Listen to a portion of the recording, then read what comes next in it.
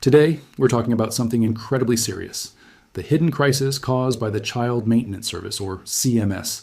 For many parents, especially those already cut off from their children, what's meant to be a support system has turned into a source of profound harm. We need to ask, is the CMS creating a mental health epidemic? Let's start with the core problem.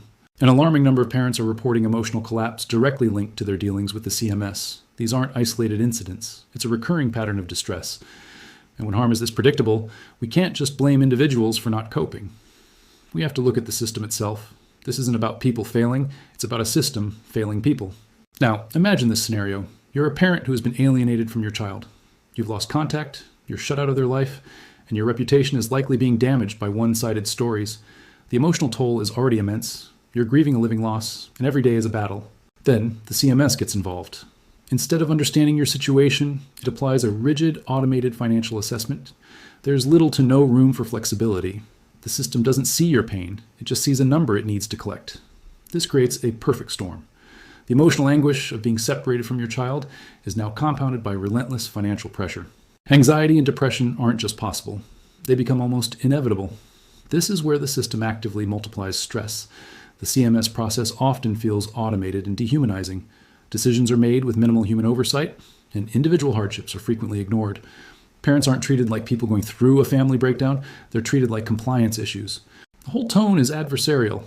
You feel unheard, unseen, and completely unsupported, often at the lowest point in your life. The human impact of this is devastating and, again, tragically predictable. We're seeing chronic sleep deprivation, persistent anxiety that makes normal life impossible, and a deep sense of hopelessness that leads to social withdrawal. People feel trapped with no way out. Many parents try to signal their distress. They make desperate phone calls, they file complaints, they plead for someone to listen. But these red flags, these clear signs of a person in crisis, rarely lead to any meaningful action. Enforcement continues, the pressure mounts, and the warnings go unheeded. The most heartbreaking part is that these outcomes are preventable. If someone just paused to listen and intervene, so much damage could be avoided. This brings us to a massive gap in safeguarding. We rightly focus on protecting children, and that should always be a priority. But parental well-being is a crucial part of that equation. A parent in mental collapse cannot be a stable figure in a child's life, even from a distance. So why don't clear indicators of parental harm trigger a pause in enforcement? Why isn't there an immediate review or referral for mental health support? When a system sees visible risk, but continues on a path that causes more damage, who is held accountable? The current approach isn't just failing parents, it's creating a ripple effect that ultimately harms children by destabilizing their entire family structure. Ignoring a parent's crisis doesn't help the child, it just deepens the fracture. But this isn't a story without hope. There are practical, immediate changes that could transform the CMS from a source of harm into a genuine support system. First, the CMS should act only on final court orders regarding contact and finances. This would prevent the system from being used as a weapon before a fair and balanced picture has been established by the courts. Second, there needs to be mandatory screening for emotional distress. When a parent is clearly in crisis, the process must adapt. This means pausing enforcement during periods of evident hardship. A system with compassion would recognize that you can't squeeze blood from a stone, especially when that person is emotionally bleeding out. Third, we need to empower caseworkers, give them the discretion to look at individual circumstances and make humane decisions. A one-size-fits-all algorithm doesn't work for complex family situations. We need human judgment and empathy back in the loop. Fourth, create clear pathways to mental health and social support.